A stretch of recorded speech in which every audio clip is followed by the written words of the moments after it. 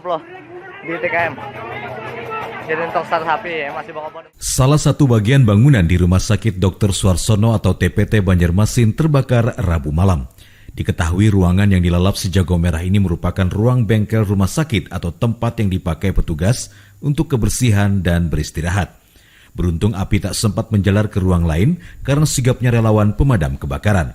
Pihak rumah sakit pun menjelaskan kebakaran murni musibah dan tidak mengganggu pelayanan. Sementara yang kita peroleh informasi yang dapat diperoleh kita ini dari petugas, ada yang orang yang sudah melihat itu kejadian jam 10.20.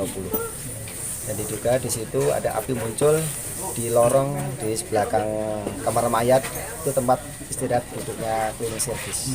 Jadi sekali lagi kebakaran ini tidak mengganggu pelayanan kepada pasien yang menginap ataupun pelayanan yang lain, karena ini di sebelah, di pinggiran kamar mayat pun masih utuh, temboknya juga masih utuh, cuma plafon aja karena semprot tadi akhirnya seperti itu. Sudah aman aja. Artinya memastikan bukan seperti yang dikabarkan di media sosial ya untuk bukan. Dan ini murni musibah ya, musibah. Jadi intinya di situ kejadian tanpa diketahui ada api. Nah, ini sekarang ini masih dalam proses penyelidikan dari pihak yang berwajib.